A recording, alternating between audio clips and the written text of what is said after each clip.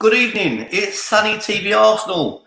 We're live. We're live on Facebook, and welcoming Arsenal Inside Out Facebook page to live watch along, which is shown on their group page at the moment. Arsenal Inside Out. If you haven't checked them out, go check them out. They're our channel partners in Nigeria. So hello to everyone from Arsenal Inside Out, and hello to everyone from Gunner Social Group as well. If you haven't subscribed on Facebook, please go and subscribe to Sunny TV Arsenal on YouTube. Reason being is because there's a lot more content, and you're missing out on quite a lot. Just want to introduce my guests. Ryan, nice to see you, mate. You've got your camera around the wrong way around now, bruv. Turn your camera around. Yeah. Put it like this. There you go. There you go. You're a lot more better looking now, Ryan. Well, thank you. I try, you know. You're too good looking, Ryan, to have vertically. We need to have you vertical. Which one's vertical? Horizontal. We need you vertically. Yeah, we need you vertically. Anyway. Hello to everyone in the comments. Hello to everyone in like I said, hello to everyone from the Arsenal Inside Out group. Get involved, guys. Get involved with your comments, because this platform is about you guys getting involved, and also you got a chance to come on the podcast as well. All you need to do is subscribe. Is subscribe to the channel on YouTube, Sunny TV Arsenal, and you could drop me a message and come on the podcast. So let me introduce my guests quickly. Got Ryan Williams with us for the first. I think is it for the first time, Ryan? Yeah, first time been on there. I can't believe it's for the first time, Ryan. I really can't believe it. Ryan, shout out your very good YouTube channel, bruv. Oh, thanks, son. Well, Ryan Williams AFC is in the name here. Just started out a couple of seasons ago. I mean, Wenger's last season I started doing this. Just wanted to get my voice and opinions being heard. Obviously, watching you and other Arsenal video channels, you know what I mean? And I thought, why not? I want to be heard.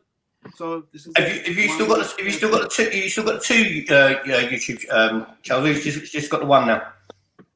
Because you had the social one, and you also had the football one, didn't you? Yeah, I'm still doing the football one. The social one, I'm still doing it as well. Just haven't put many videos out as of late, but I'm going to get back to that soon. But Arsenal's my heart and soul right now, so I need to get back to that in a minute. And what's the name of your channel? What's the name of your channel, Ryan? Which one? The other one? Each one, shout both out, mate. Oh well, Social Outcasted, that one, and obviously it's in the name Ryan Williams AFC. That's the Arsenal one as well. And is that your Twitter handle as well? No, I'll put my Twitter handle at the end actually. Right, cool. I've got too many names. Right, go follow Ryan's YouTube channel. He's a very, very good guy, and he could do with your support as well. Thanks. We've also got the granddad of the channel, and it's not Melvin. It's Apollo. Black don't crack. Black don't crack. Don't. There's too much cocoa butter. It's too supple. No, we don't need that. Yeah, let me just respond to the comment section. They're talking about the Man City fan. We're gonna bring him on when we do the Man City review. Yeah, we're gonna do that. But now we're introducing our guest. We'll come to that. Apollo, shout out your channel, bro, and also your Facebook group as well, bro. Yeah, guys. My Facebook group is Arsenal #101. We got about 4,000 people on there. It's beer fun, beer banter. So listen, come and join the family. Great community. The YouTube channel is 101 on Arsenal. And we're just over 2,000 at the moment, so we're on our way to 3,000. So please subscribe to the channel. We do live shows. I do game vlogs. I don't know what I'm going to do because we're not back at the Emirates at the moment, but I'll think of something. Maybe I might stand outside and do some requests. But yeah, so shout out the YouTube channel, which is 101 on Arsenal. I also have my own personal channel called Apollo Dean Campbell. So if you want to check that out, you can. If you're into all the Marvel, DC movies and all that other stuff, then yeah, check that out as well, guys. Just want to shout out one person before I come to my other two guests. Cool K, you're cool, bro. I think it was your comment that I saw recently on an unnamed channel, bruv. I was lying on the floor, I was creasing up. I've never laughed so much in my life.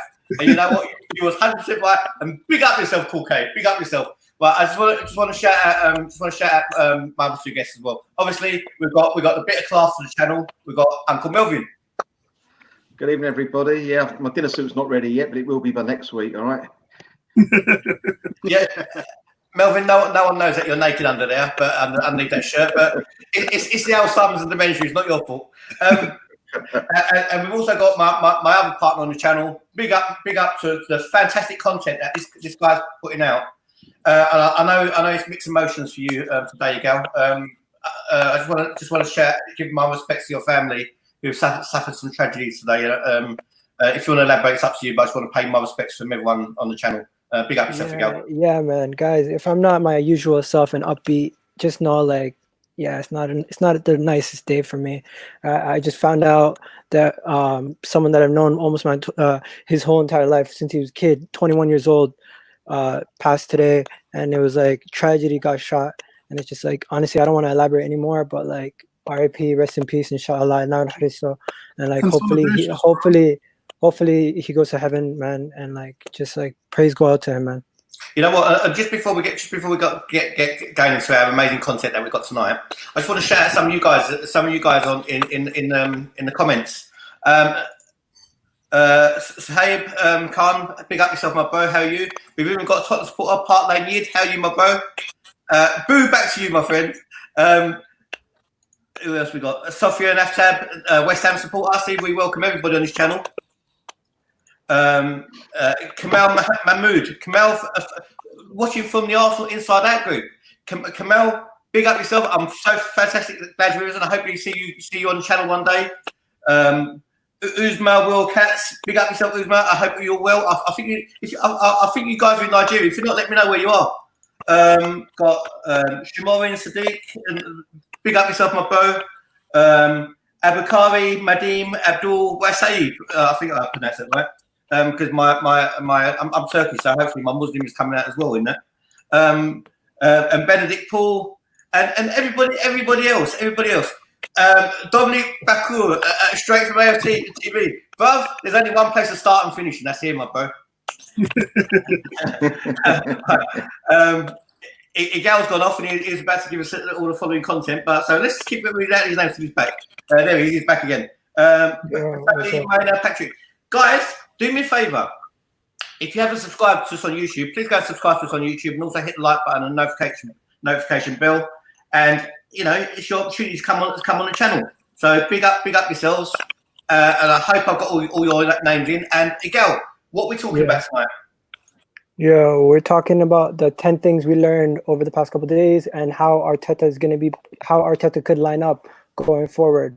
So like, we're going to go through a bunch of things, but we're going to start off from the first thing, which is the new kids that we've seen in the academy that got promoted. So we've seen some of the kids got promoted. 1 second. So several young players got promoted, including into the matchday squad, being you can see the names there: Zach Medley, Matt Smith, Zachariah, Trey. And here's some of their images. If you don't know who we're talking about, you can see that's Matt Smith and that's Trey, and this is Zach Medley, and they've been included to the squad.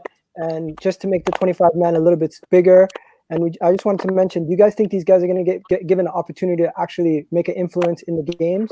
Because I don't know how they're going to get a chance, but maybe in the FA Cup, or I'm not sure. What do you guys think? Lion and Polo, how much do you guys know about the youth team? Quite a bit. They play in my hometown, Boreham Wood. So, okay. Yeah, I mean, look, I get to the games when I can, and obviously I try to keep up with them. One of the guys, Tony, on my podcast, he used to go to the games a lot. So I'm going to make more of a conscious effort, though, to keep going to the games, because Boreham Wood Football Club's now one of my customers. So Arsenal ladies, the youth team, yeah, I'll be going there quite a bit now. And what are you supplying to our football club?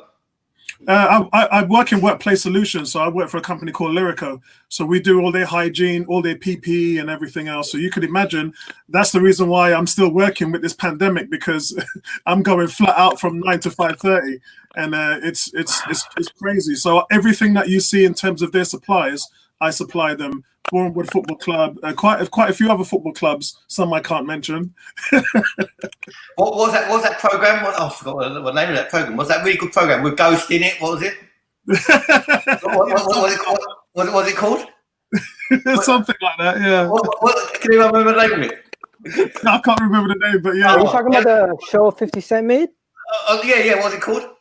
Oh, what? Power. Power, yeah, Power. What's that? Apollo is a new distro. Oh man. Excellent. Because do you guys know? I know Zach Medley plays as a center back. I don't really know Matt Smith or Zachariah. I know Tyrone Cole is what, a right back or a left back? What position is that? He's one of the wing backs. Well, at those end, guys, how many of those are defenders? One, which is two yeah. I mean, Zach Medley is. We always throw the centre backs away. When was the last time an Arsenal centre back came through the academy? And okay, all right, let's give that question to Ryan. Ryan, you should know this, bro. When was the last time an Arsenal centre back came through, bro? The last time. Yeah. The only person that comes to mind is probably Tony. That's the only person that comes to mind. Yeah, it's got a statue of Arsenal. Yeah. Exactly. It's the Arsenal. Yeah. It's the only person. Yeah. But I haven't heard of any of these people apart from Zach Medley. I'm honest. Yeah. So we got this guy from Chelsea at 15 years old, and he's 6'5". He's very pacey. Uses his body well in the youth team setup. He's a quality player, and I'm not actually surprised that we brought him into the first team. It's for him now to make a statement. One thing we have to keep doing is blood these players in. We don't see enough of that. And I think this is why I keep talking about we need to give Eddie Nkeitah more minutes. We need to ensure that Reece Nelson gets a good swing of the bat, because other teams are giving them chances, and we need to create our own success. We can't keep running off and paying 50 million and 70 million when other teams develop their youth. We need to do that in the same way. So I've got high regard for Zach Medley. I think we're going to see something special from him. There's no shame not making it Chelsea, because Chelsea's youth team, absolutely fantastic youth team. And another player who's come from Chelsea's youth team, who was that? Igal or this is actually Igal and Melvin. Who's the other player come from Chelsea's youth team? The guy on the right, the centre forward. That's the man, Eddie Nkeitah. Also was let go by Chelsea, and now he's knocking him in for Arsenal for fun. And keeping Lacazette at bay, and that's good going. Out of these four guys, what's the chances that they get their debut before the season ends? Ooh, that's a tough one. Well, definitely not Zach Medley, because we've currently got 9 centre backs. Well, I know Callum Chambers is not 100%, yeah. but we're overloaded. At centre back, so Callum Chambers practically got chopped in half, didn't he, when he got his injury? So you can actually put him down as 2 centre backs. Okay, so I'm going to move on to the next topic. I want to talk about another center back that we have, this guy here. And if you guys have heard what happened, I don't want to pronounce his name, but there it is for people who can read it. Sokratis Papadopoulos. No. Let's give credit to the guy's name. Hang on, who's that bleeding? Ryan, is that your internet was playing up? No, it's not Apollo. It's not Melvin. Ryan, come back in, bro, because I think that might be you. No, it's not him either. Who is it? It's not me. It's Melvin. I know who that is. It's Melvin. Oh shit! That's someone playing the flute. Melvin, come back in, Melv. What do you call it? So Sokratis Papadopoulos.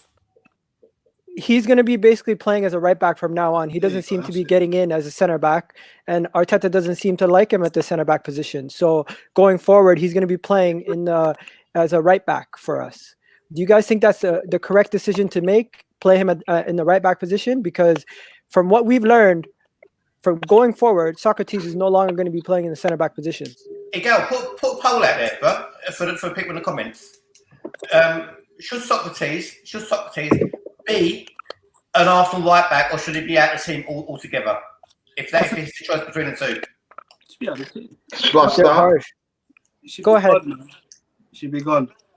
Yeah, he should be gone. I agree. But if he stays, Ryan, he should not play at right back. There's a reason why right backs are right backs and centre halves are centre halves. Very few. There are some that he's not good enough, can make it as either.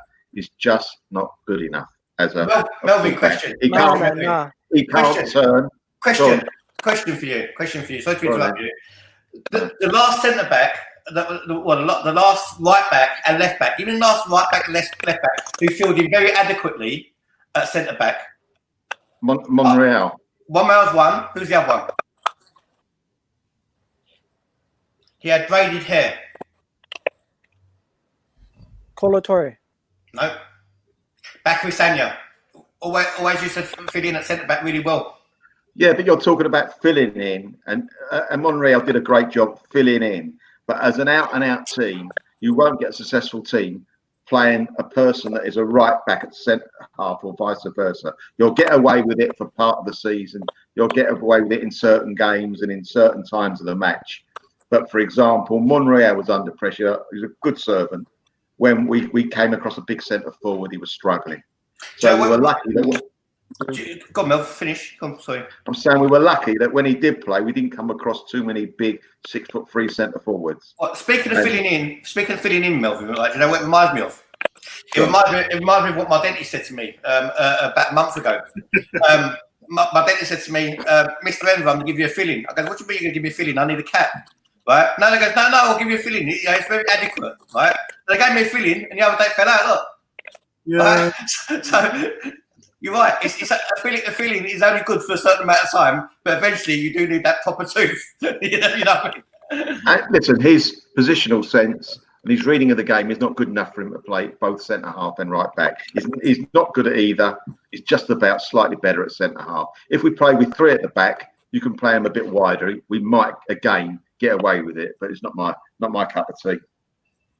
Yeah, I think that tactically it might work for a few teams. So if you're playing teams like Burnley or Brighton, I can see the tactical advantage to doing this. But he's not Maitland-Niles. As I said, Maitland-Niles is second on the team in dribbles. He knows how to go past the man.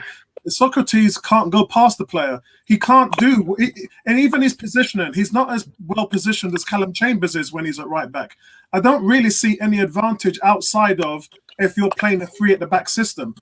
If you are, then you can do it. You can get away with it. But if you're not, then no way. Not in a flat back four. No. Let's go on to what you're going to go on to, bro. Yeah, so Sokratis did play in both of the friendlies, so that's how we've deduced that he's going to be playing as a right back going forward. And he didn't do well in the friendlies coming on as a backup right back. So we want to know what's really going on at the Emirates and what they're thinking. But one thing we did see is we've seen that there's a new position for our guy Saka. Arteta has basically told Saka that he will no longer be needed as a left back, and he'll for the remainder of the season he'll be pushed forward up into the left wing position, or even as when we play as a 4-4-2 possibly he could be playing as a left midfielder. So he's going to be pushed further forward up. He will no longer be playing as a left back. We have enough cover back there, and we're trying to basically please him so he can sign a thing. You know what do you guys think? That's very interesting. You know what? Can you go back to that caption a second?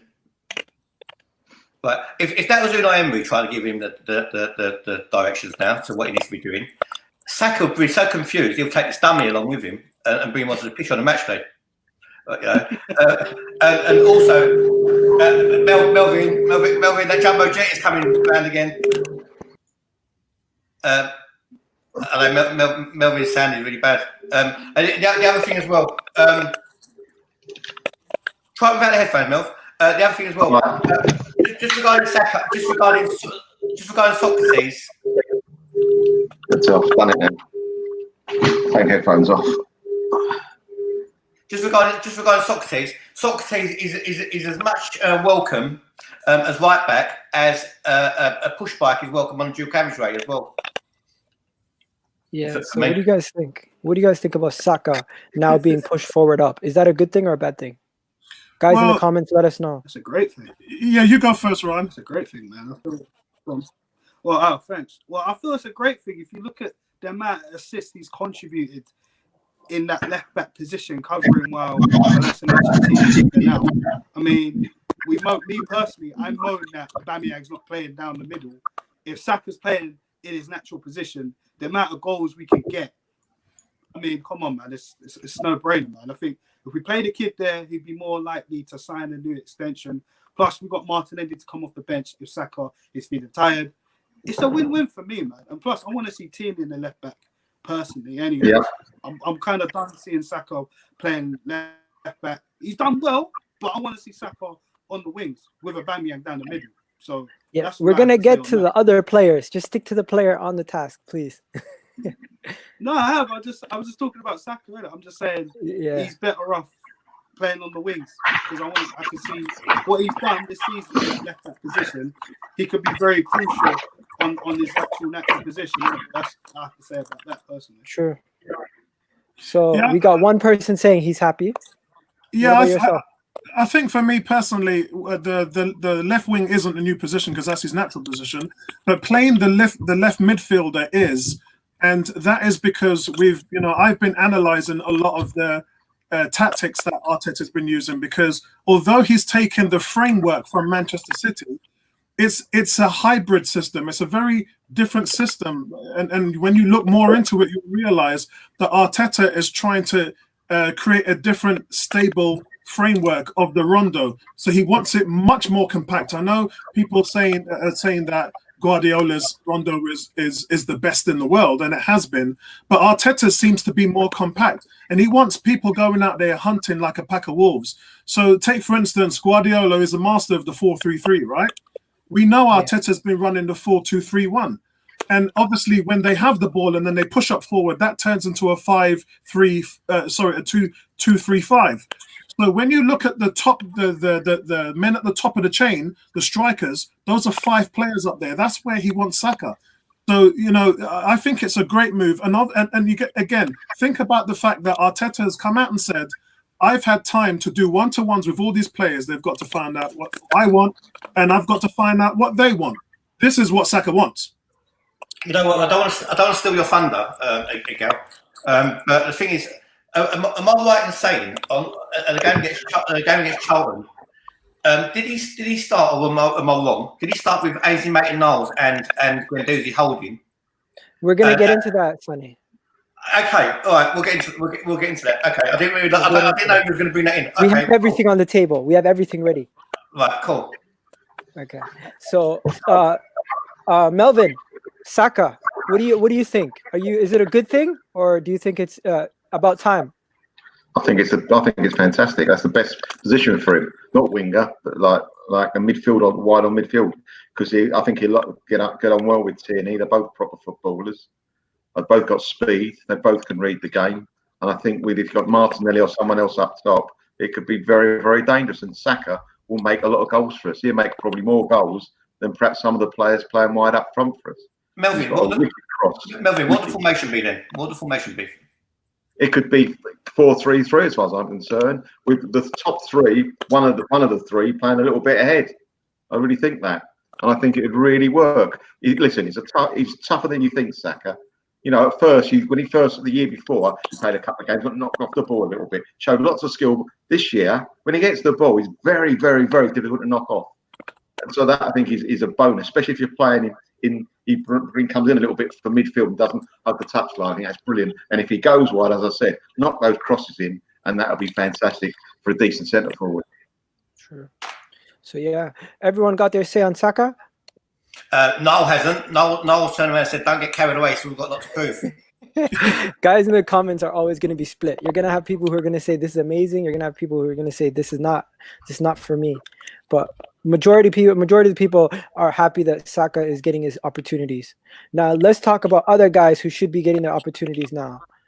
We're gonna have this trio back, ready to go. The trio that everyone was saying was gonna save the day for Emery. So you got Tierney, Holding, Bellerin are all fit and ready to go, firing. Right, I'll start with Holding to begin with. I've been a great fan of his since he joined the club, but I think he's lost his confidence.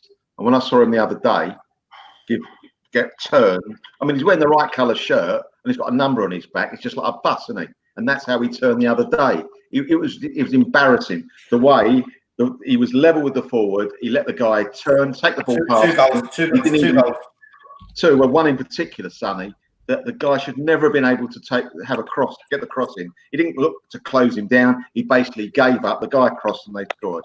No, I think Holding's confidence is really, really low. Carrying on from the end, saying the end of last season, isn't it? I saw him play, I think, in a League Cup game, was it, or something, or an FA Cup game. he kept giving the ball away. He lost all his confidence. Yeah. I'd love to see him make it because there's something there with him, but I think it's confidence. And obviously the injury's taken a bit of a toll as well, psychologically probably, and also perhaps he's not as fast as he used to be.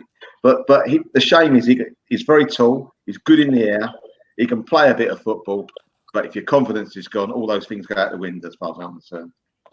Okay, what about the other two boys? The other one is Tierney, a big fan. He's, we only seen him a few games. I've watched when we first signed him and thinking about signing him. We had plenty of time to see what he played like.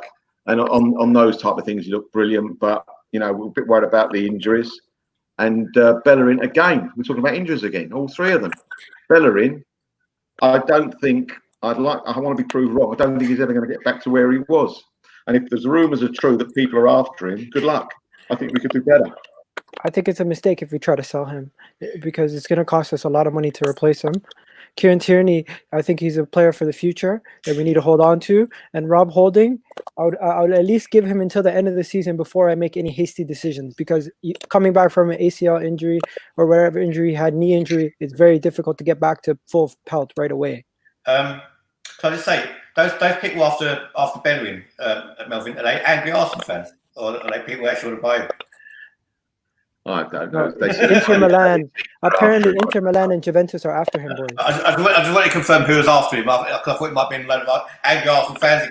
It could have been Milan Fashion Week. It could have been a load of people was after him.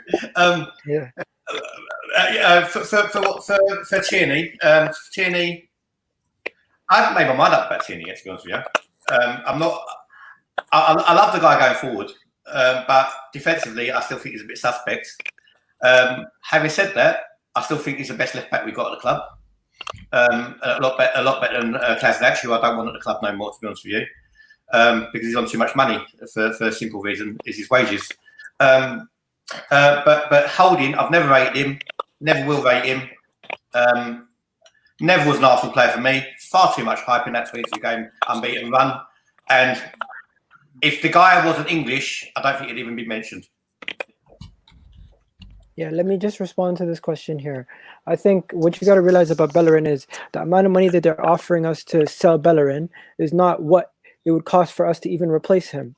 So when guys say, "Oh, we want to go buy a Max Aarons," Bellerin has played in the league longer than Max Aarons. Maybe he hasn't produced as much, but he's not playing on a championship team that just got promoted. He's playing at Arsenal, and don't forget, this guy was team of the season.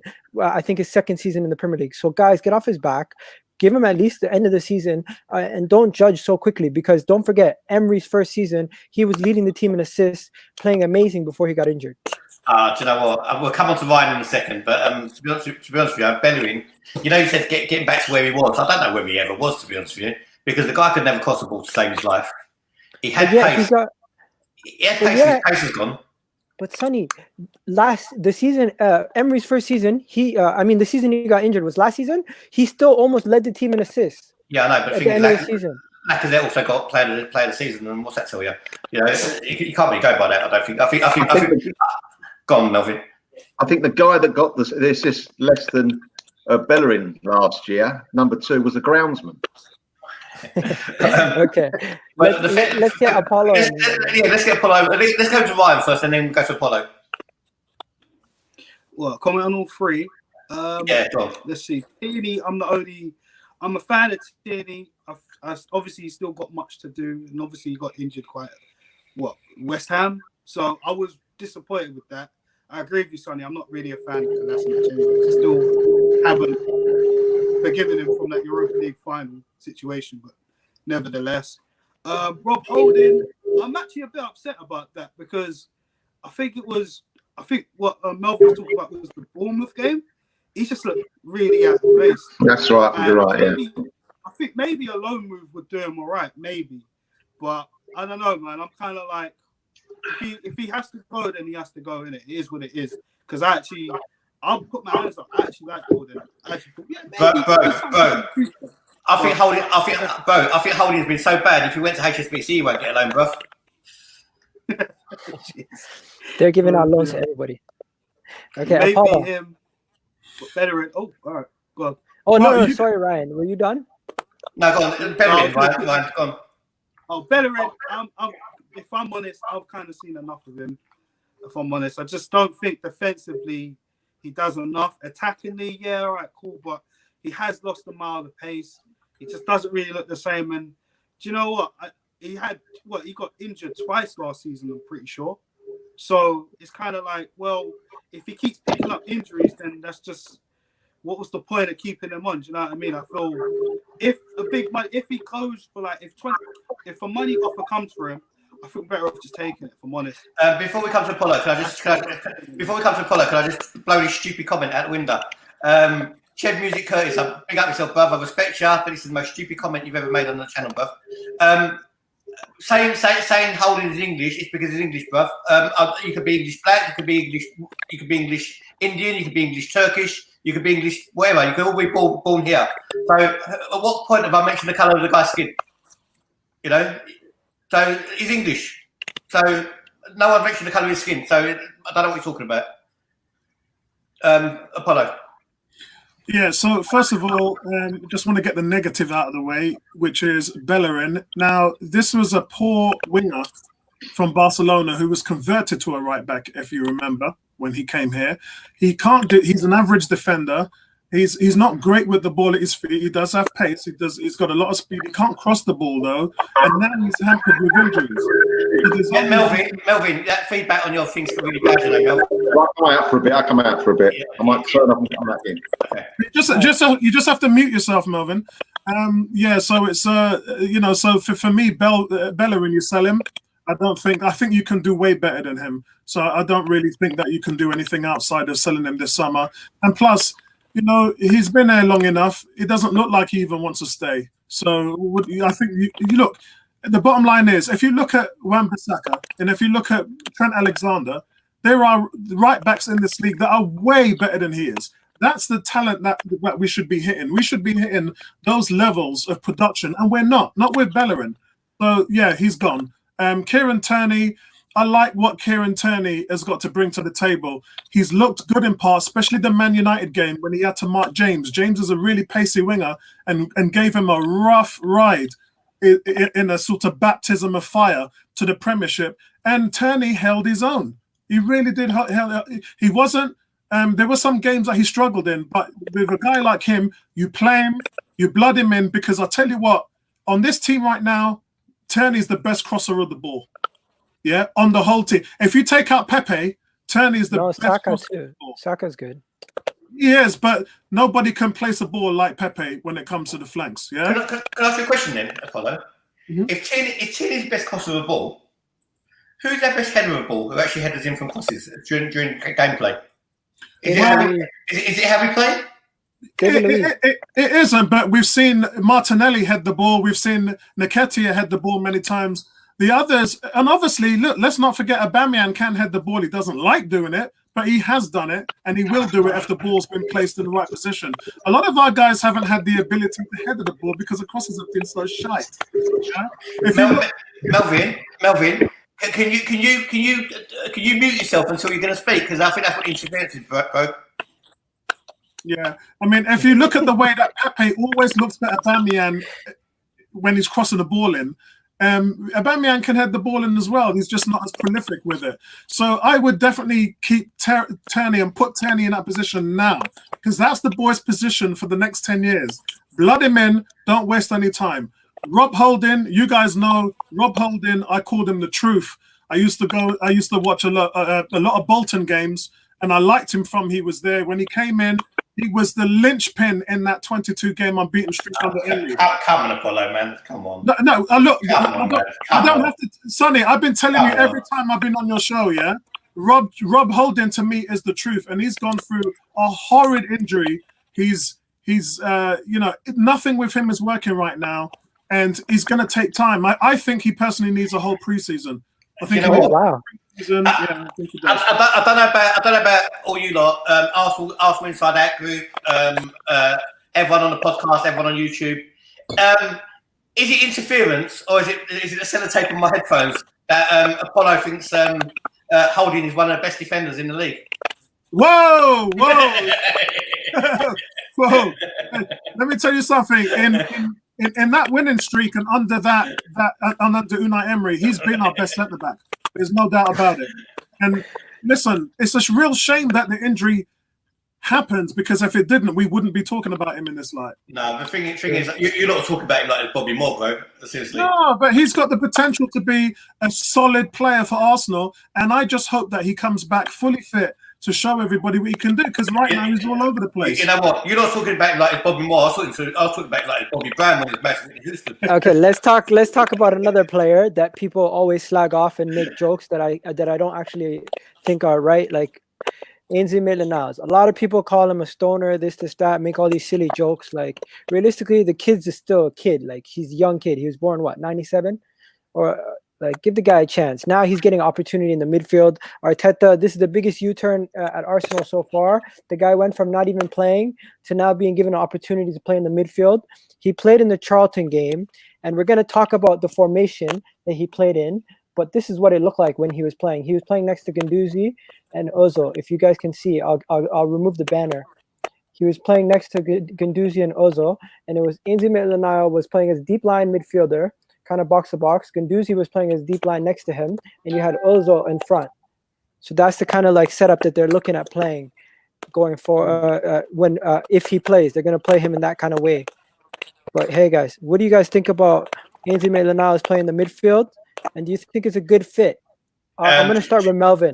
Go on. Have unmuted. No, I don't think he'll actually do it, because even against Brentford, he gave the ball away again. He was one of the players that gave the ball. You can't have people in our midfield that give the ball away cheaply. End of.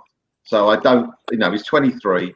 If you're good enough at 23, you should be good enough at 23 to know if you're going to make it or not. All right, certain circumstances, like an Ian Wright was anomaly. He made it late. But at 23, he's been with this club long enough. He's gone through the ranks. If he's not good enough now, I don't think there's a lot more that can be done with him. I think he's terrific skills, brilliant skills. I think his attitude with being laid back on the pitch, like he takes risks he don't have. That's what I mean. He takes risks he doesn't necessarily have to take. Very similar to Guendouzi. They're both of them the same. They can't be trusted, I don't think, in front of our back four. So not for me, I'm afraid. Put it one way: if we likened into a piece on the chessboard, he wouldn't be the rook, he wouldn't be the horse, the knight, he wouldn't be the queen, he wouldn't be the king, he wouldn't be any of the important pieces, would he? He'd be a pawn. He'd be the one that you'd get rid of. He'd be the one you chuck over the trenches to say, if you get shot, it doesn't matter, right? Because the bloke is just dead food, bro. He's just dead food. He always has been. He's a shit right back. He's a shit centre back. I don't know what the guy is good at, to be honest with you. Give the guy a chance. Don't. No, man. I'm going to say it is. I'm going to say it is. If that's Sonny's opinion, that's Sonny's opinion, isn't it? You know what? That's harsh. Like a smelly old man always says, I'm going to stay how it is. I'm going to stay how it is. Right? That's Sonny's opinion. That's Sonny's opinion. I mean, if you want some simplistic narrative, I'll give you that. I'll tell you that nobody knows right now because he hasn't had the chance to play there. Now, Melvin spotted out the mistake that he made. Yes, he made a mistake.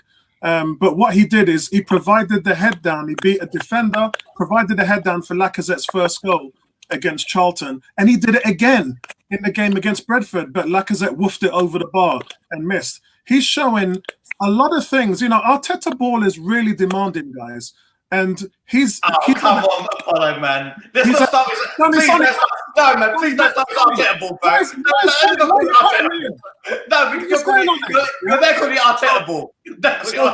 So the fact is nobody knows what he's going to be like in this position, and he's looked a bit trippy with the mistakes, and he's looked good as well with the head down. Now Arteta's getting to see what he looks like every day. He's put him in there for a reason. His future is not a right back. He doesn't defend well. He hasn't got the skill set for it. He hasn't got the concentration, the positioning, and application for right back. So for me, I think that you have a look at him here. You treat him. He's still young. Yeah, you can still blood him into that position. And if he doesn't show you what he needs to, then you sell him. But if you just completely discount him without giving him a look, that's a big mistake. You're only gonna make profit from him. Apollo, can I challenge you? Can I challenge you respectfully? You can challenge me, but I ain't gonna. I've already said my piece, Sonny. You ain't gonna change my narrative. You can challenge me as much as you want, bro. 2 points. Let's not start calling it Wenger ball, Emery ball, Arteta ball. It's football. That's what it is. It's football. But anyway, that's not what I'm challenging you on. Ryan. No, let me just challenge Apollo. Right? Can you? Do you know what? No doubt, Aiden McNiles can play football, right?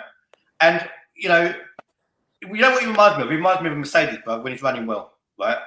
But every now and again, the trouble is there's something with the gear stick, bro, right? And you can't slip it into gear, and that's when he makes a mistake. You're guaranteed to always have a mistake at maitland-niles in a football match because the guy is sleeping. He's sleeping in a football match. So can you tell me what is this guy's attributes that he can make it Arsenal in his position? He can't do a long pass. He can't do a short pass. Sonny, you've just answered my question. He can't score. Sonny, you've just answered my question. You've reiterated the fact that nobody knows what he is because he hasn't played. When he was brought into the first team, he was brought in as a right winger. Yeah, not a central midfielder. He played centre mid when he was in the youth team, and he was a stud. He's never played there, so we could. He got a man of the match performance at Man United. Come on, man! I was just waiting for you to bring that up, man. It's a game that we lost for one. It's a game we lost that United was not even taking it seriously in that game because then they didn't have nothing to play for. Right? Look, nobody knows what he is right now, Sonny. Nobody knows what he's going to do there. Look, we saw Guendouzi boss Man United. Yeah, we saw Guendouzi boss Man United. We know what Guendouzi can do when he's on his game. We don't know what Maitland-Niles can do in the middle when he's on his game. You know what? I'll stick a horse's mask on him. Stick him into a horse farm as one of them stud horses. You still wouldn't think he's a stud. You know, he's just not for me. Not for me. Look. Look. The thing is, as you know, I got a relationship with agents and the business side of it. You owe it to this guy to develop him because the one thing I know as a manager at work, if I have a person who's not working to the best of their capability, it's up to me as a manager to develop that person. If that person fails, that's on me as his manager. Does that make sense? If you're in that hierarchy, you're a good coach and a good manager develops players into great players. If you just look at someone and say, he's shit, let's get rid of him, you've lost that ability to develop him, Sonny. Do you know what? Yeah, that's true. Apollo has got a relationship with football agents. That's why his opinion is very much respected for me, right? I've also got a relationship with agents, which you didn't even know that, right? My newspaper before this pandemic used to always be delivered first thing in the morning, right? And my news agent used to say to me, "If you can't pay this week, pay next week." Okay, guys. Ryan, what do you think? I don't know. Ainsley's just indifferent for me. Him in the middle. I mean, I hear that he hasn't really been given much chances in the middle, but I don't know. I'm kind of done with Ainsley, man. He just looks too lax. You know, he's just one game he looks good, the next game he looks horrid. I think personally, we need someone experienced in there, better than Xhaka, to replace him. That's my honest opinion. I don't think Ainsley can do it. That's the second poll that we're going to do. There's another poll, right? This is another poll for all you guys.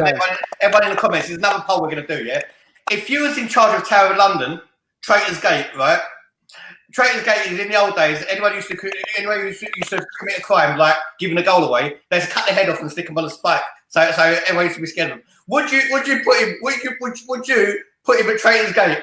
Because he's not coming nowhere near my Arsenal team. I'm sorry, but yeah. Funny, chill. No, I'm joking. Chill. Okay, we're moving on to the fifth one. This one here is probably the most weirdest transfer in Arsenal history if it goes down the way that they're talking about it. A guy named Cedric Soares. They're saying Arsenal might not even ever get him to play and have his debut because he might be out the door before he even plays a game. And on top of that, we've had 2 friendlies. He hasn't featured. He's been there kneeling side by side with the players, but he hasn't actually been fit enough. He hasn't been fit enough to play. He's been fit enough to take part in practice. But rumor has it Arsenal might not even pick up the extension on his contract, and he might leave on the 25th of June. I've heard differently. I think Apollo would be a good one to answer because obviously he's got his connection with the agents. But the thing is, I heard that Arsenal can't agree a contract with him. Yeah, I heard his personal what he wants is not what Arsenal's willing to pay. Remember, guys, these guys are free agents in the summer, which means free agents by definition allows a player to have, on average, 30% more salaries than the person to their other peers in the position. So if you're asking for 120, 130 grand a week and a team are only willing to pay 70 or 80 grand a week, you will go and get that money from elsewhere. Big up Chad Edwards. No, don't come off that comment too quickly. That's got to stay there for a while. That comment was funny. Big up Chad Edwards. Okay. Continue, guys. What do you guys think? Melvin, let's get Melvin in here. Melvin, what do you think about Cedric Soares? I don't know anything about him, but the deal seems a typical Arsenal deal, doesn't it? Pay someone money. What he's probably done, and we don't realise that, we're not really in the inner circle, but I bet when we go back to the Emirates, he'll have another coat of paint around the stadium because that's what he's been doing the last 6 months. So that's what might have been worth value. But seriously, it's a typical Arsenal deal. If they're not injured, don't get him in free. Don't get him on a free. I mean, you're right what you say, Paulo. If someone's on a free, they got all the cards in their hands, haven't they? They can go exactly where they want. But Arteta made the point. He only wants players who want to play for the Arsenal to play for the Arsenal. And this guy's one thing, Melvin, that you got to remember is this was a good business decision at the time because your right back Bellerin had a groin strain. He was injured in January. Maitland-Niles was late for practice and was in the doghouse. We had no options there. This was a business decision that was going to take us to May. Unfortunately, we're all talking about it now like it's a waste of time, but at the time that the deal was done, it was not a waste of time. So we need to understand the schematics in terms of. It was a waste of time. I just explained to you, Sonny, why it wasn't. The reason why they did it. They didn't have a right back, Sonny. Guys, Apollo, can I just say something? Apollo, can I just say something? We didn't have a right back. You're correct, but he never played for us anyway. So we must have had a right back. Can I he played 6 games and then he got injured. Can I just add to that as well? The reason I say it was a waste of time is because 2 reasons. The first reason is when he came to Arsenal, he was injured. So it was a waste of time. So they got an injured player to cover an injured player. What are they going to cover him with? A blanket? I mean, tell me. What are they going to cover him with? A blanket in the treatment room? Right? One second before you come back, right? The other reason it was a waste of time, even Southampton was shocked that Arsenal took him. Why would they? He's been a good player for them. No, even Southampton was shocked that Arsenal took him. He's been a good player for them. And the reason I say Arsenal took him is because of his agent, which is Joel Travavkin, right? And no, Kia. Yeah, Kia Travavkin, whatever his name is. Kia Travavkin. Hellstrom. Kia Travavkin.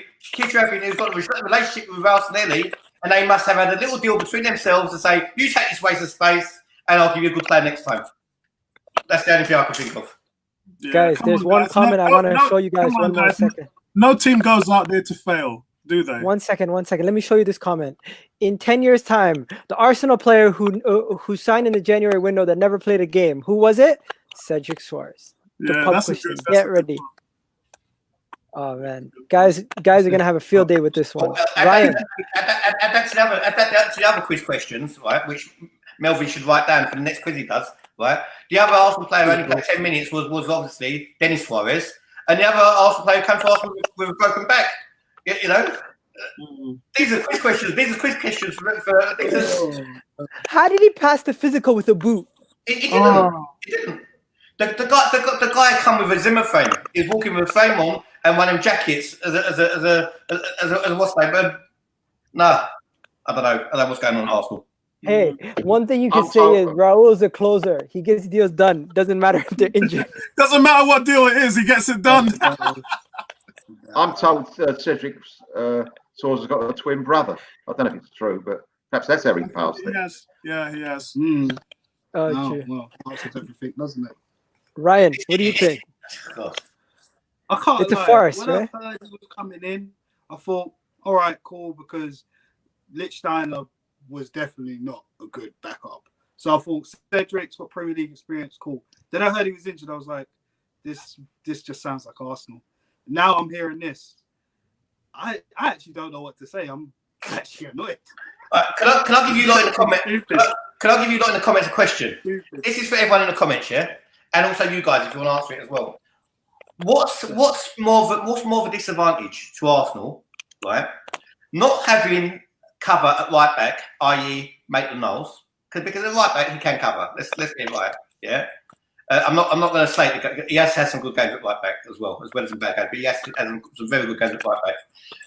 Right. So what's more of a disadvantage? Putting Aiden Maitland-Niles in the middle of the park and putting Sokratis at right back. What would you rather have? Would you have Sokratis out of the team together? I'd rather have Aiden Maitland-Niles covering at right back and not have Sokratis at all in the team. I think you're totally killing two positions. You're killing the centre of midfield by putting Maitland-Niles there. You're also killing any cover you've got at right back. Good evening, Liam. Anyways, guys, we're going to have to move on from this topic. We got 4 more topics that we got to cover. So I'm going to move on. Sonny had the last one. Big up Taylor, my best friend. Tell him, Sonny. Okay, the next topic we're going to be talking about Joe Willock, Eddie Nkeitah, and Reiss Nelson are going to they've been shining during the friendlies, and this is hopefully there's more to come because these 3 guys have all contributed during the friendlies, and Reiss Nelson has been shown that Arteta has his back. Joe Willock is now being shown that Arteta has his back, and he's putting him in games, and he might be playing him as a super sub or maybe even starting him from the beginning. We'll get into how he plays and his tactics. And Eddie Nkeitah took out Lacazette from the player of the season last year. He had him on the bench games. And Eddie Nkeitah, a guy who's only 4.4 on what do you call it, fantasy football, if you want to get him. This guy has already scored a goal and hit the bar twice against Newcastle and West Ham. So what do you guys think? Guys, just before we come to that, I just want to play captions again, yeah? Can you go back to that caption of those 3? Right. Yeah. Everyone gives a funny caption about Joe Willock. What's he thinking? Okay. Ryan, funny caption. Funny caption. What's he thinking? Oh, boy. Look at his face. I don't know. You know what I'm thinking? I'm thinking he's literally about to say, take a picture. Boy, he looks like he's getting ready for an award show. Don't know, man. Looks like he's smoked a bit of the, Yeah, he's given the funk sign there as well, Willock. For me, it's am I really allowed on this plate? Man, they deserve to be there, man. They deserve to be there, those guys. I know Melvin's going to come out with a 1 bar. You ready, Melvin? I got nothing with it. I'm just thinking he's looking at the kid's taking the photograph of the girl and going, phone me. Oh, call me maybe. Call me, yeah. Man. Okay, guys, you guys have high hopes for these guys for the remainder of the season with 5 substitutes. Remember, what's going on in the Bundesliga and all these other leagues is showing me that basically there's a whole new position out there, which means like your best players might not even play the whole game. They're substituting guys just for safety.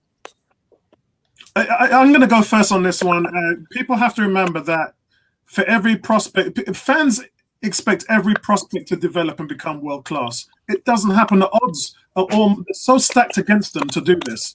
Yeah, it just doesn't happen. You look at Barcelona, Ajax, look at Valencia. How many of those players from their academies make it to their top teams? Not a lot.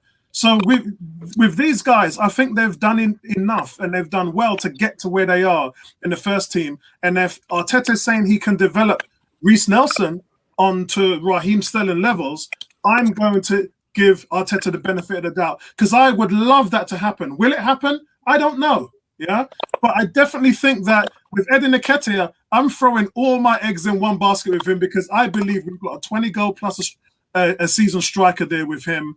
And Willock is my only concern because Willock's had a massive drop off this season. He looked good in that game against Liverpool, which is 5-4. But since then, he's looked terrible and he's replaced Ozil. How can you replace Ozil and look bad? Yeah, Ozil's a guy that hasn't been on his game and he's improved slightly, especially the man of the match he got against Newcastle. I give him props for that. Big shout out to Ozil. But how could you replace Mesut Ozil after 70 minutes and look that bad? So look, I'm glad he's got 2 goals in 2 games, and I hope he has a strong end of the season. But people are talking about him being the next David Rocastle. Give me a break. Whoa. Look, whatever happens, he's the one I'm more concerned about. Am I worried about Nelson and Nkeitah? Hell no. I'm worried about Willock. Okay. You know, I'm That was in depth. I'm so I agree with Apollo. Do you really? Go on. Get your reasons. Well, with Willock, I remember watching the Liverpool game, scored that banger. Cool. And then other performances he's come in, he just looks like he's taking too many touches. His head's not in the game. And to be honest, like, I see a lot of the fan base just hyping up that Willock's going to be the next one. Reiterating what Apollo said, like, just give the guy some time. But I just think since he's come in, he hasn't done enough for me. Nelson, I like what I see, but obviously there's more time for him to develop. Nkeitah, for me, I like Nkeitah, even from pre-season.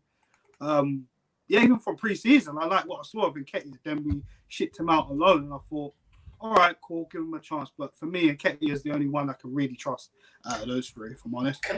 In my opinion, Willock, I'm so split over Willock. If there's one player in the Arsenal squad, it's Willock. I'm the most split over because he's one player in our midfield who can actually score, right? That's why I split. He's the only guy in our midfield who could get you a goal. That's why I split over Willock, right? Yeah, people in the comment section are saying Apollo's correct. That's why he's putting thumbs up. Right. As for what's name, Reece Nelson, I expected him to be levels above what he is at the moment.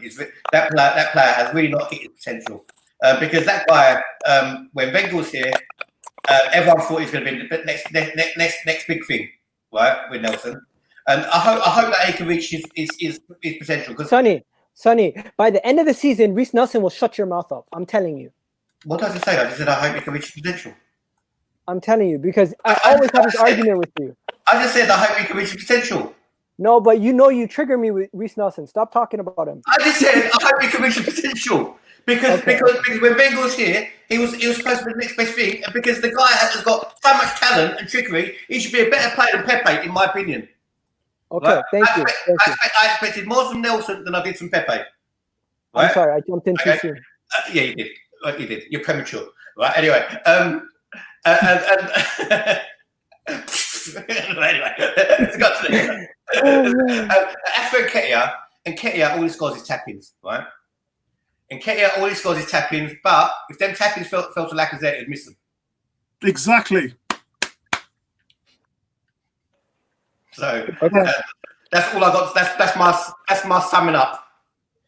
Anyone, Melvin? Did you get out to speak on this topic? No, not really. Joe Willock. Don't worry about Melvin then. Don't worry about Melvin. Come on, Melvin. Let's go. Melvin, you want us to give you the first and the second one, or you want to? Go, Melvin. Go on. Let me talk, please. Go. Okay, and I'm muting myself 90% of the time. Anyway, I've got to talk quick. Right, Joe Willock, not really there yet. He's got all the attributes. He does bring energy to the midfield, but he lingers on the ball too much, and his head goes. But I think potentially he could be all right. Nelson, I believe he's got a terrific talent, but again, he hasn't really pushed on when he should have done. It might be because he's been injured. He went on loan. He never played all the games there, and there's a bit of a problem with him as well. So I believe giving him a bit more time. And with Nkeitah, I'd tell you something. If we play the type of game that just keeps putting balls in the middle, I reckon he's going to get on the end of them because I think he understands the timing and he's very fast. And I think, you know what? I don't care if he doesn't get the ball 50 yards out and dribbles past two people and loses it. I'd rather him just get in that box and with Pepe and say Saka or whoever giving him the ball, or Tierney whacking it in the middle. I think his runs are very, very good. You shouldn't forget about that. I agree, Melvin. But Melvin, remember, when you're talking about the rondo, nobody works harder to join the midfield to win the ball back than Nkeitah. The work he's put in is the reason why Arteta's put him in the team over Lacazette.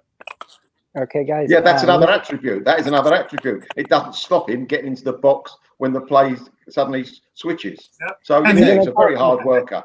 And he said he learned that from when he was at Leeds because Leeds play man-to-man. And that requires you to work tirelessly on the front end, and Lacazette he doesn't have the energy for that. Big up, Zane. Now the podcast is going to go on for another 3 hours because Zane's Yo, what happened to everyone else giving super chats? Only Zane showing up for the Mendham. Where are you guys at, bro? No, I think there's a lot of people giving super chats, but they'll call Zane my Essie. No, big up yourself, Zane. Thanks for that. Yeah, 3-0 to Arsenal. A Martinelli hat trick. Next topic, guys. Yeah, just before you go off to get a flannel, what's your next topic? The next topic is Arsenal is back. Four of the 5 in the back, including the goalkeeper, are pretty much stamped. There's one position open, and it's the center back position on the left, because we already have Leno. He's locked in. No one's taking him out of the place. Bellerin is locked in. Tierney is locked in, and David Luiz is locked in. The other position has 2 people fighting over it. It is Pablo Mari and Mustafi. The question I have for you guys is, who deserves that final spot? I don't think he's. Yeah, I'd like Mari to play. I don't think that the other centre half is definitely going to play. He could be off. They said we may not sign a contract with us. The one from Chelsea. So you can't say he's a 100% going to play centre half for us this season. He could be off in a couple of weeks. What do you mean? I don't. David Luiz? Yeah. No, David Luiz is locked in. He's playing the rest of the season as a starter. 100%? 100%. That's the one position that is locked in. The position that Arteta is experimenting with is Pablo and Mustafi. David Luiz is locked in for the remainder of the season. All right. That might not make you happy. Super chat from Zane. Thank you, Zane. Sonny, if they protest, if the protests are allowed with no social distancing, they should allow fans in the stadium for matches. That's a good point, Zane. That's a good point. But the thing is, let's get this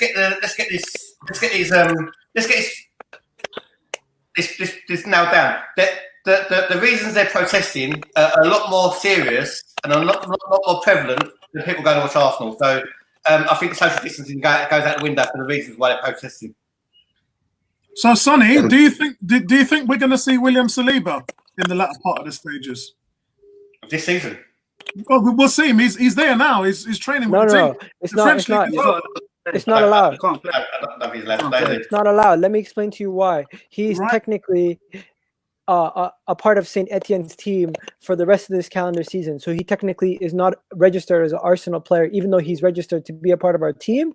He cannot come and play a part of our games because he's technically still a part of Saint Etienne's squad for this season. But isn't that only until the 30th of June, as I understand it? Yes, but he cannot. It's a competitive disadvantage. He cannot take part because then other clubs would be doing the same thing. And Man United could get Sheffield United's player, Dean Henderson, and bring them in. They can't do stuff like that. Maybe they could not agree to give him back, but you can't play that player. So if Man United got Dean Henderson, for example, they wouldn't be able to play him or anybody else. Right. I thought I understood it was the date of the 30th of June. How I understood it. So guys, Mustafi or Pablo Mari. So 2 people already said Pablo Mari. Am I correct? I'd say Mari as well. I'm saying Mari. I've seen enough Mustafi. He's made much mistakes in the past. So I know he's come good lately, but I mean, how long will that last? We've seen it before, you know. So I can't. Some people are saying Mustafi. Some people are saying Mari is not good enough. What do you think, Sonny? Well, you know what? We've seen Mustafi, we've seen Sokratis, we've seen Chambers, we've seen Holding, we've seen Mavropanos.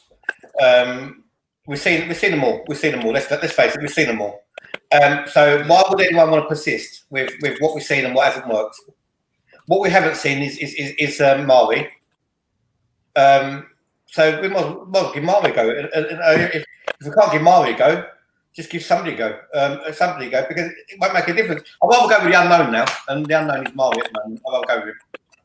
Okay. Yeah, my reasons are the same as Sonny's because you've already seen what Mustafi can do. We've seen his ceiling. He's great at clearances and intercepted passes and tackles in the box. But he's a serial offender. He makes far too many mistakes, and he will make another mistake, and he will cost your team.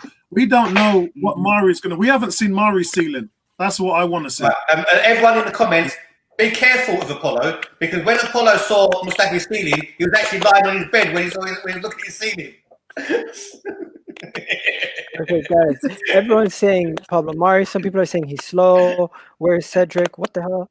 Come on, man. He wasn't slow when he took out Sane in the Super Cup. Okay. Come on, man. Let me tell you guys something. This is Arteta's back four and goalkeeper going into the next game, Man City. And we all should know this by now. As Arsenal fans, we should know Bellerin and Tierney are going to play. David Luiz is going to play. And it's going to be Pablo Mari, possibly Mustafi. But I think it's going to be Pablo Mari. So it's going to be Leno, Tierney, Bellerin, David Luiz, and Pablo Mari. That is our back four plus the goalkeeper. Now we're going to move into the midfield and we're going to move into attack, and we're going to talk about that in a second. But before we do that, we have another topic before we get to the final Arteta's lineup. What we're going to talk about is the midfield situation and what he's been doing.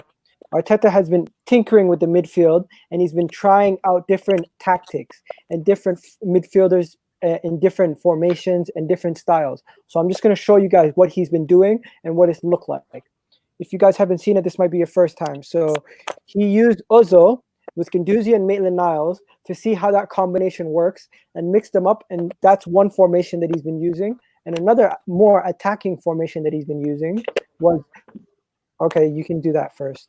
Zayn saying, Sonny, it's good Spurs lost tonight, but my Tinder date sucked. Well, it's obviously sucked, Zayn. It couldn't be that bad. She was 40 minutes late. I was waiting in the taxi. I saw her up and coming up the road. She had eaten so many pies. I sped up in the taxi. Who ate all the pies? Zayn, I think that is really cold, Zayn. That is cold. It is what it is. Sometimes. I'm going to say something. I can't because it's a family show. You're gonna get in trouble. You're gonna get into trouble, guys. Try to beat that super chat. It's not. I don't think anyone's gonna beat that. What do you call it? Let me get back to the thing. What do you call it? Can you remove the comment? Okay. So here's another formation that we're gonna be using. So you're gonna have Willock and Soares are gonna be more of like free-flowing midfielders, box-to-box midfielders, with Saka playing the holding role. And this is more of an attacking formation, but at the same time, we're gonna be rotating between these type of midfield rotations. So we're gonna show some flexibility in our midfield, and possibly all six of these guys are gonna get an opportunity. And the reason why Torreira is not in this image is because Torreira is not physically fit right now to be playing, and I'm not sure even Saka played. This is from. I got this from an article on Arsenal website, and they're discussing how Arteta has been practicing with his tactics and from the experience, from what they've seen during the games. And these are the formations and how the midfielders have been playing.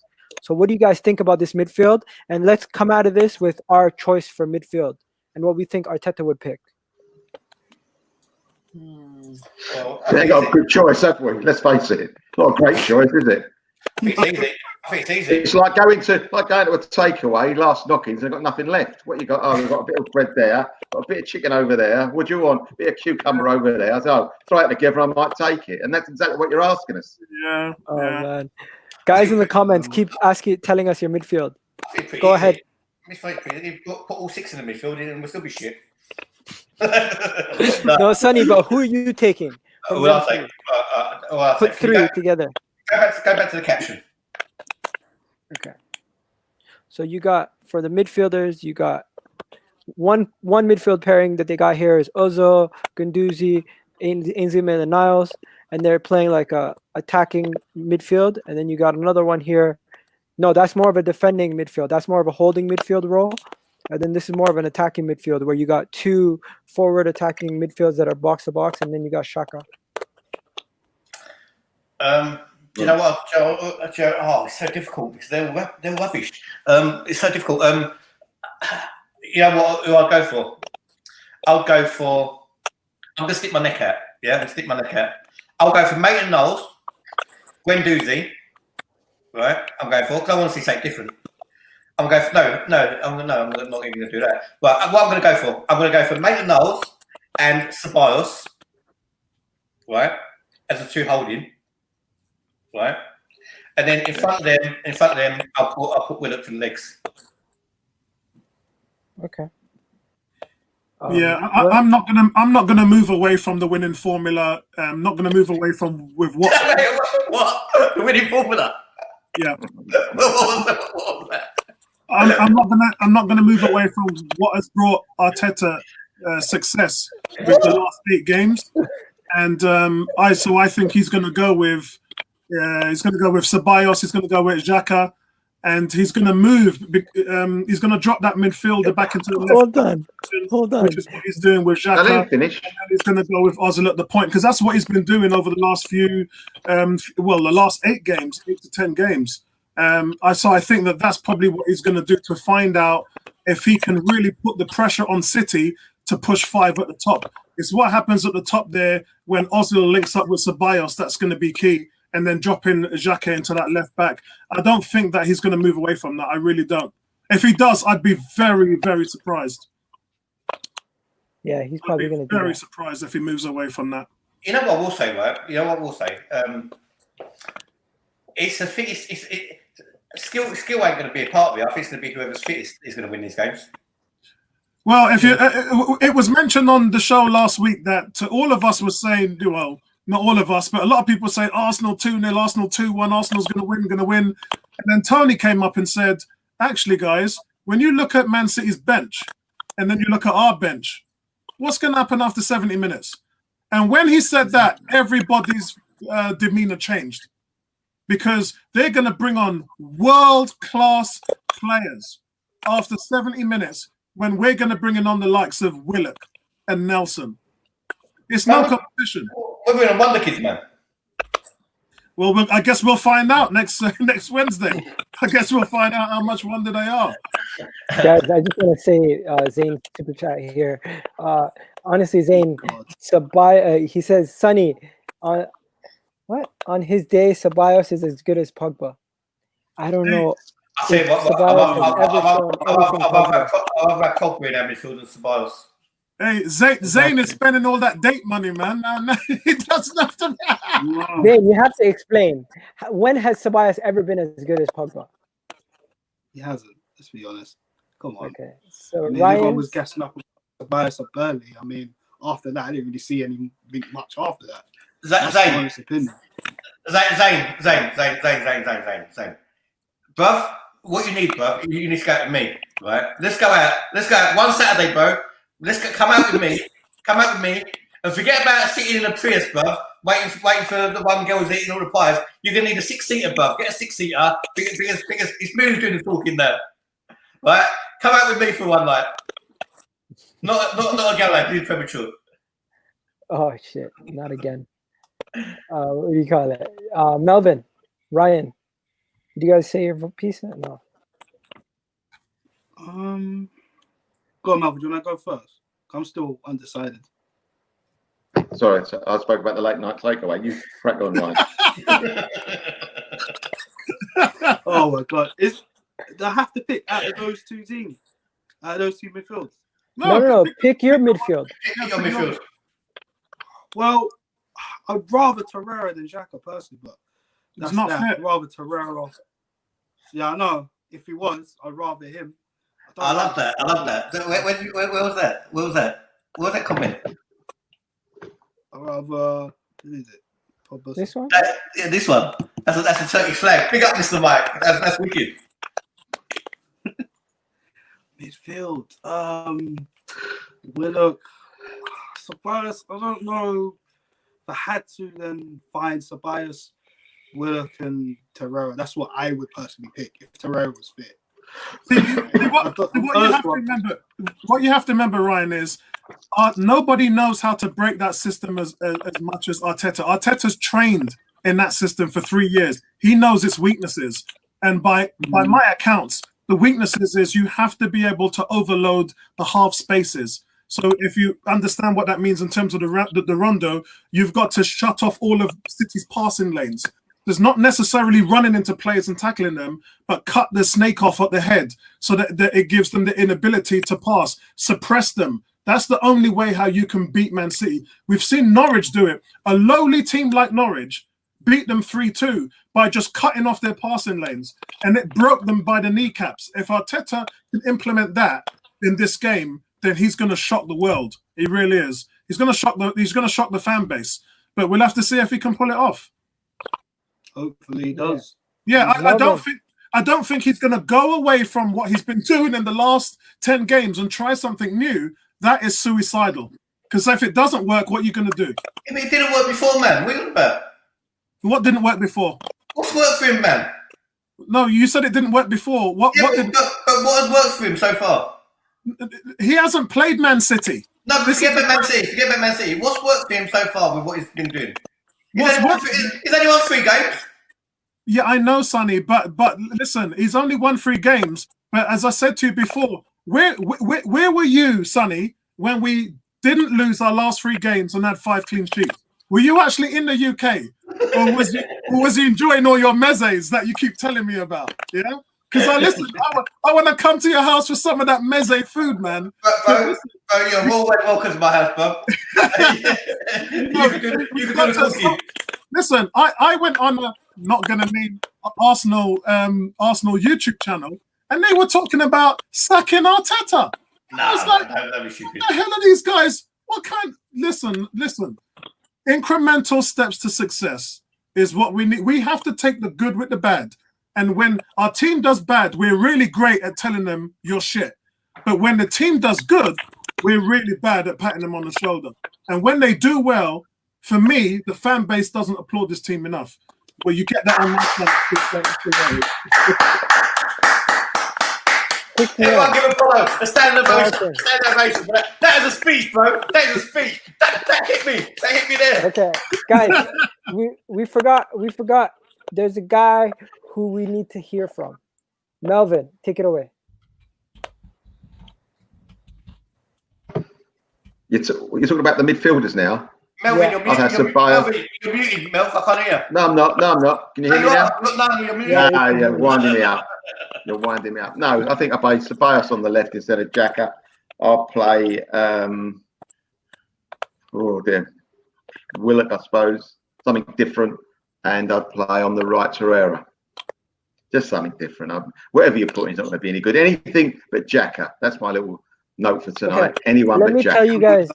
Let me tell you guys what the projected starting lineup for Arsenal is in a second. But in the meanwhile, I think the projected midfield that he's going to go for is going to be a combination of Saka, Ozil, and Ceballos. Yeah, agreed. And that's just based on what we've done in the past and the fact that we're going into the game. And I feel like he's going to play it safe and play with what he's done. And the only thing that I can see him tinkering with is possibly taking Ceballos out and putting in, or maybe taking Ozil out and putting in Willock.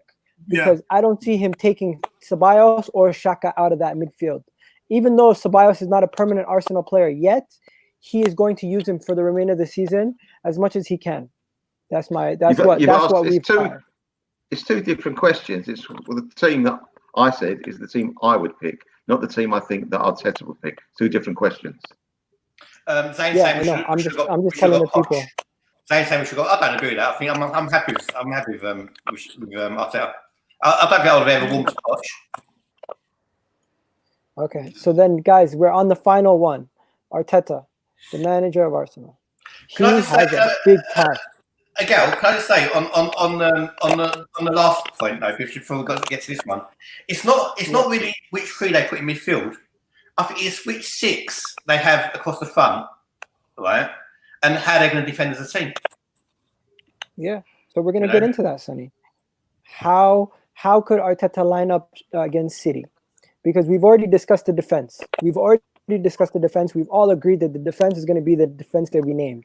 It's going to be Leno, it's going to be Tierney, Bellerin, David Luiz, and Pablo Mario or Mustafi.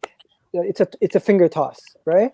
The midfield is up for debate, but I feel like the front 3 is not up for debate, in my opinion. I'm personally going to start it off by saying I think the front 3 names itself, it picks itself, and you're going to go with our heavy hitters. You're going to go Lacazette as striker, Pepe on the right, Aubameyang on the left. That's just my opinion. I wouldn't. I've totally changed my mind how I'm going. As far as I'm concerned, I think Arsenal's midfield is our weakest point in the team, weaker than our defence. And I would go for a 4-5-1 now. I'll go for 5 in midfield. Play Saka there, wide. I'll play them all there. I'll stick all the midfielders in there. Whatever position you want to put them in, I'll put them all in. Not necessarily wide, interchanging. But I'll play interchanging midfield, and I'll flood the midfield. That's what I'll do. Apollo, you already spoke about this. In defense, don't we just turn into that formation anyways? Yeah, we do. As I said, we shift formation 3 times when we're playing, depending on whether we have the ball, whether we don't, and whether we're also losing as well. If we're losing, then the formation sort of changes into a 4-4-2 rather than a 2-3-5 or a 4-2-3-1. But I think up front for me, I would keep. It's going to be tough. What do you do? Look, I would put Aubameyang at the point where he's supposed to be. I wouldn't leave him on the left. I put Saka on the left. Now I have Tierney at left back. Saka for me goes on the left, Pepe on the right, Aubameyang at the point, and then you can rotate it that way. You're going to have Ozil behind them. That's what I would do. And I think because Tierney's back, it's going to shift what Saka does. It's going to shift that left-hand side, and we're going to see some amazing overlap. Can you imagine an overlap with Tierney and Saka, and then Aubameyang dropping deep as well? The 3 of them on the left is going to be magic. My biggest concern, though, is what happens on the right. That right side is weak, and it's never been fixed. And that's Revis Island? One second. You remember Revis Island for the Jets? They used to say Revis has his own island. No defenders want to come near that.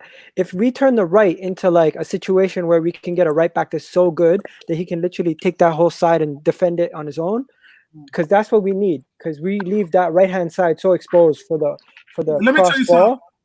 Pepe hasn't developed because he hasn't had the support. If you had someone like Saka playing at right back, I know he plays at left back, but if he was on the right, could you imagine how effective Pepe would be if he had that kind of support? He's not had it all season. So, Apollo.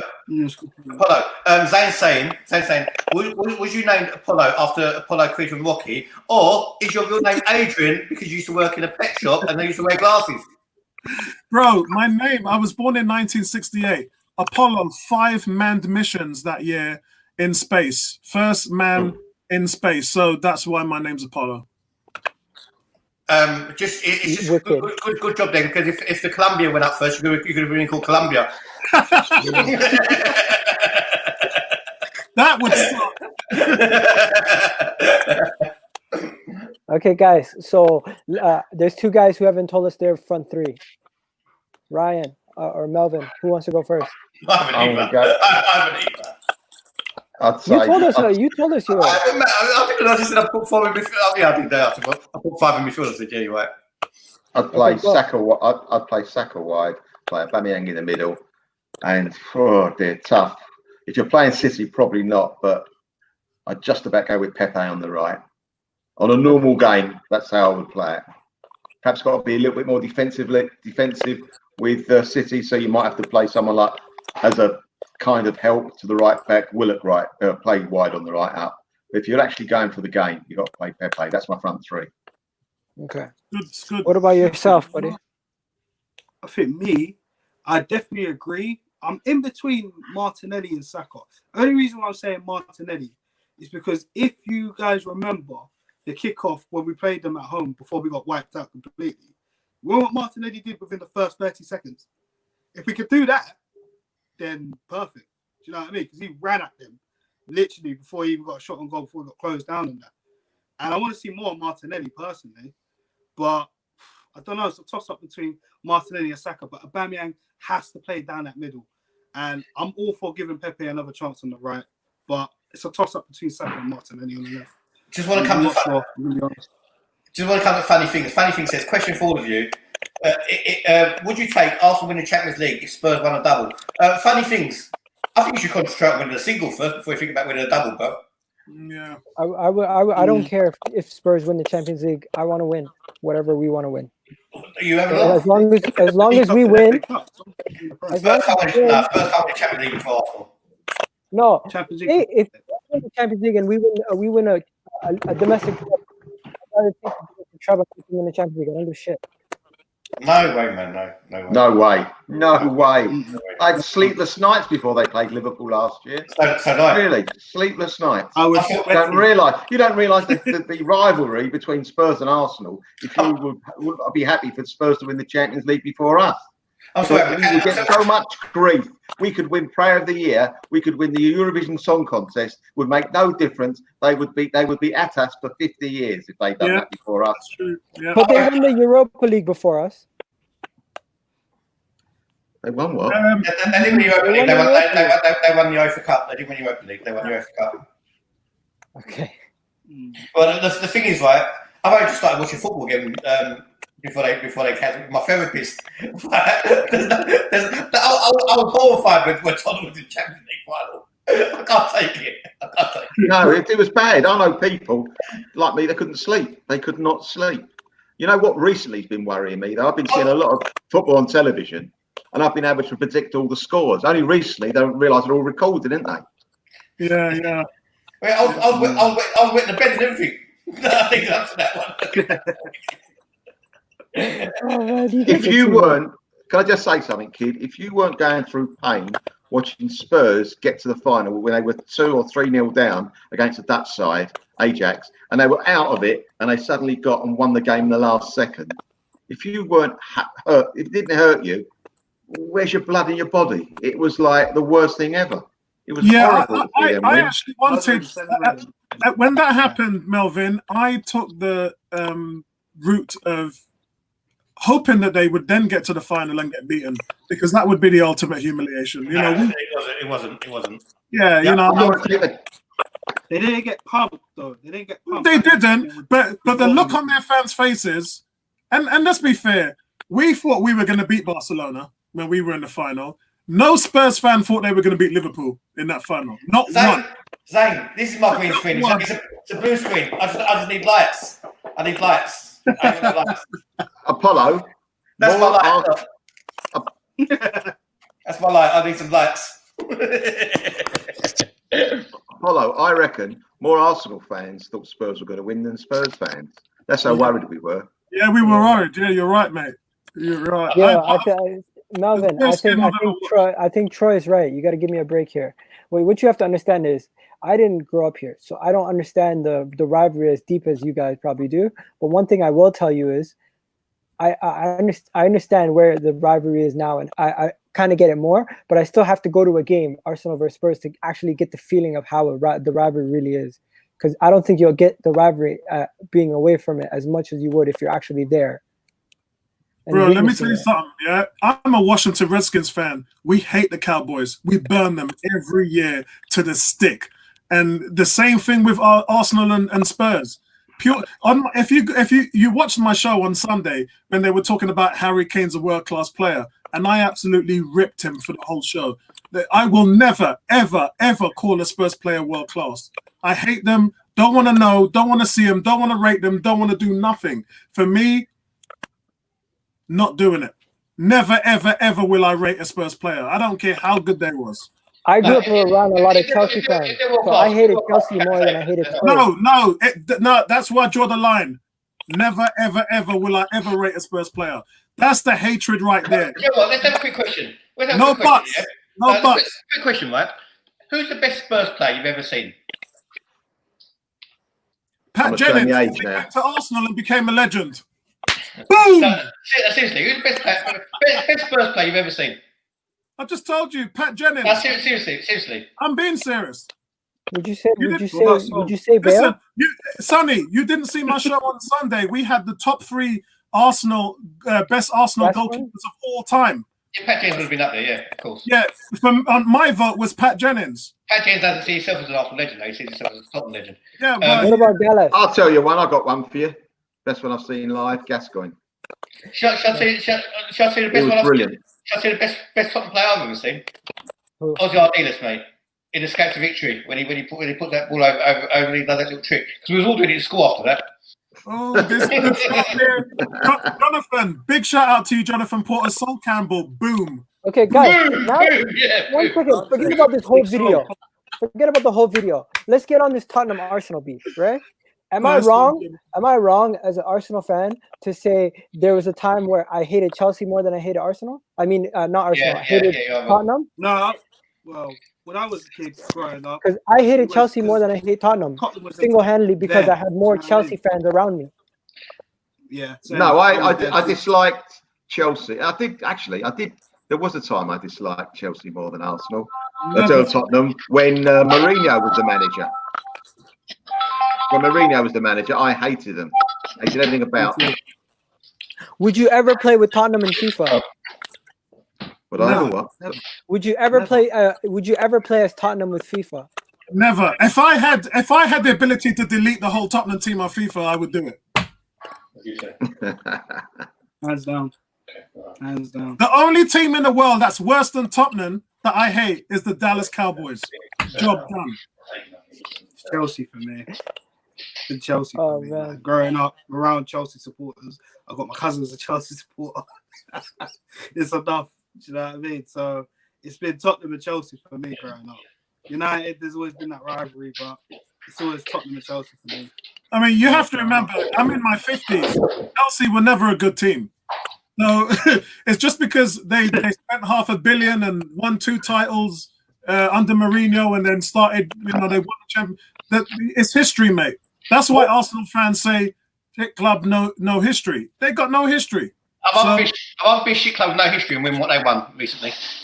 Maybe you would, but I still don't. What history have we got? Seriously, what history have we got? Bro, I'm not gonna hate Chelsea more than Arsenal, more than Spurs. Spurs to me, North London. Come on, man. Do you know what? Okay. Wait. Do Do I lose my Arsenal fan badge if I played with Spurs in FIFA? You never. Yes. Oh my god! Yes. Oh my god! Don't say that to me. Yes, I swear. I'll chuck acid over my screen, my computer screen. No, seriously.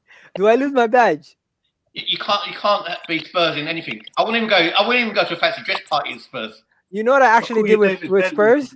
I played with them, and I got them relegated 2 times. For Oh, You know something? okay. All right, forgiven.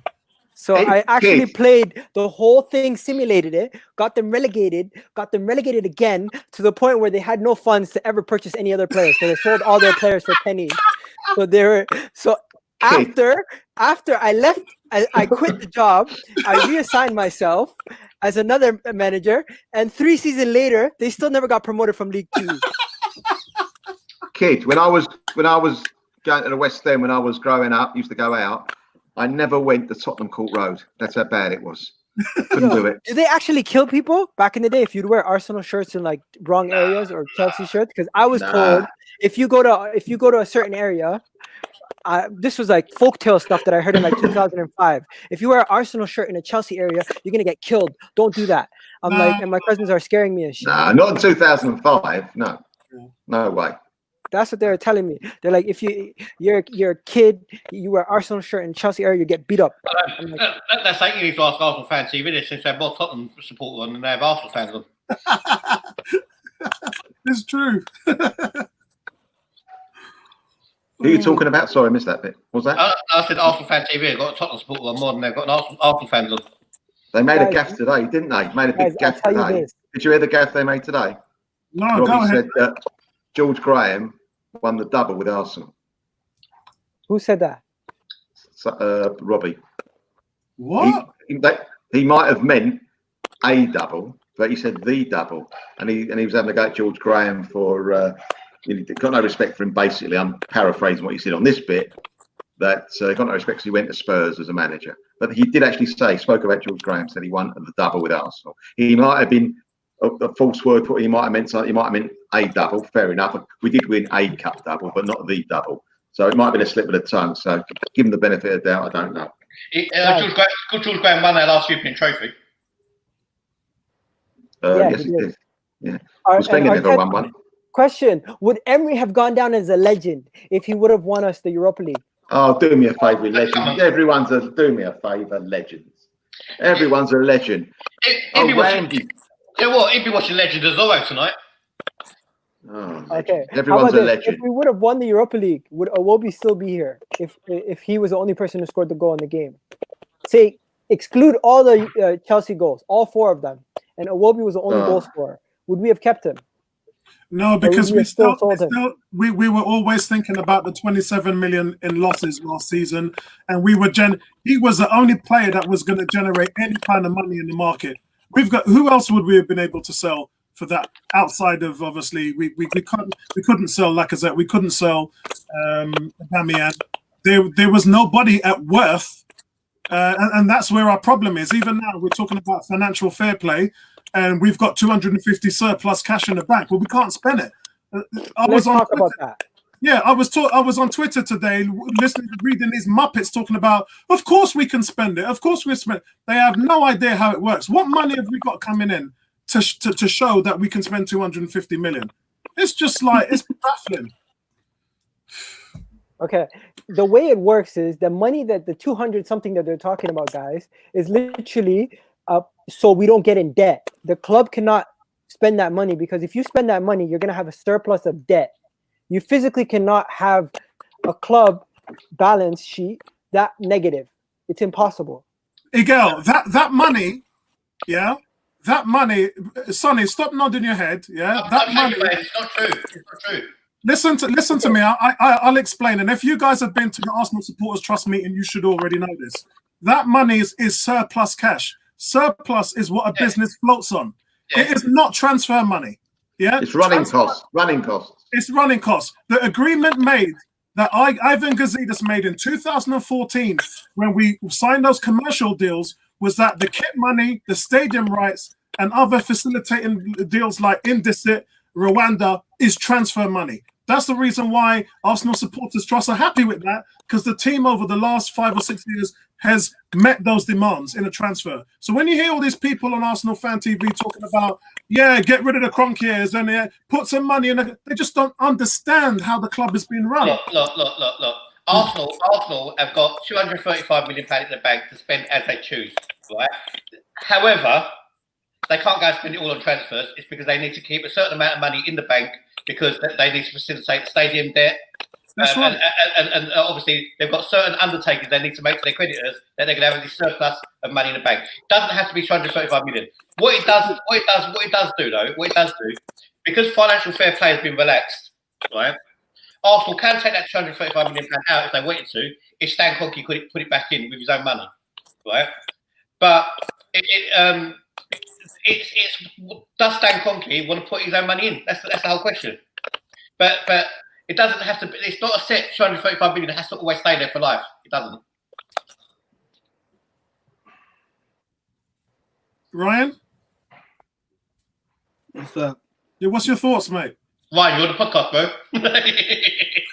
I know. I'm just thinking like how we got into this mess. Just not spending money right and all this. And to be honest, I just don't know how to fix all this mess. That's the only thing that's on my mind. Yeah, I mean, to be honest with you, we've got some guys at the top level in the front office, and some of them, like Raul Sali, was at Barcelona for 14 years. We've got people who are going to make some decisions that's going to change it. The problem where everybody's saying, "Oh, they're lying. They're not doing us what they told us to do." They said that they weren't going to let a player run his contract down. What we've got to remember is these guys have only been in charge for 18 months. Yeah, it was January 2018 that we got rid of Gazidis and all the Dick Law, all those people who ruined the club. We're still suffering from how they were running it. So when the fans are complaining, it's like, give these guys some time to do that. What are you doing tomorrow? Tomorrow's Saturday. I don't know. Give me a day when you're free next week. I think we'll have to do a podcast on this because we're gonna have a debate on exactly. Let's have a debate on exactly what you're talking about. It's a whole show on its own. It is. So let's have a debate on that because I've got some very strong feelings between Raul and Edu and Vinay and Stan Kroenke and Josh Kroenke because my blood's beginning to boil and I don't want to go on for another 2 hours because it's not. Yeah, yeah. Guys, I think Raul's done a good job. You're going to end up like me and have shows that run for 2.5 hours. Yeah, we can't do that. We can't do that. Guys, I think Raul has done a good job so far because you have to remember what he's done. He hasn't done much. We're on an hour and 40 minutes. We're going to have to cut it. Okay. Right? Because we're going for too long. Everybody, we're out of here, right? I just want to say a big thank you to Ryan. Ryan, where can people find you, bro? Go on YouTube. The name's there, Ryan Williams AFC. Check out my videos as well as socially at Casted as well. And on Twitter, RJ Wills. Sonny, I'll send you a link if you want to put it in the description. Yeah, why not? Of course I'll do that. Right, cheers, man. Big up yourself, Ryan, and hopefully, bro, you'll come on the channel more often. It'd be a pleasure to have you on. I'm blessed that you're on, so thanks, bro, for your time. Melvin, Yeah, wicked. Melvin, last words, Melvin. Just for tonight, not forever. I'm very tired. It's been a long one tonight. It's been a bloody long one. He's muted and unmuted himself so much today. Don't know where he's coming or going. Nah. Can you still see me? Yeah. Hey, Melvin, the longest one we've done is 2 hours and 56 minutes. Wow. That's the longest one we've done. But I'm going to try and shorten them now because I'm going to eat through my 20 hours quota in a month. So I've got to shorten them. Oh, you I'll start paying for fucking StreamYard then. Apollo, where can people find you, bro? Again, thank you so much for your time. Love your input, bro, as usual. No problem. You guys, you can find me on 101 on Arsenal on YouTube. Please subscribe to the channel and enjoy our content as well. We're static with our shows. Wednesday night, 10 o'clock, and Sunday at 8 every week. And yeah, come and join the fun. A lot of you here are already subscribed to me anyway, so big shout out to you guys in the chat room. But for those who aren't, come and enjoy it, man. Spread the love. Spread the love. And also spread your love on your channel to us as well. Coming this way as well. I know you do. You spread your seed like I know you do. Miguel, I just want to pick you up for all the hard work putting the show together again, bro. Well done. Yeah, man. Thanks, guys, for giving me an escape from reality for like a few minutes. Just get away from all the bullshit. When Apollo's got time, he's going to be back with us. We're going to discuss this Raul debacle and tell them about the Man City.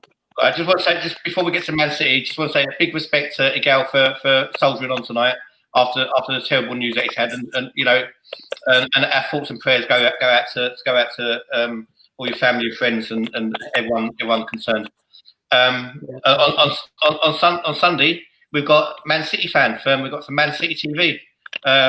It's coming on. Ooh, that'd be good. And I've got something under my hat, which I haven't got a hat. If I had a hat, I'd say underneath it. I've got something very, very exciting come to the channel, and the person who I was talking to today on Twitter knows who it is. I just do not want to let the cat out of the bag yet because there's a lot of people who try and nick our content.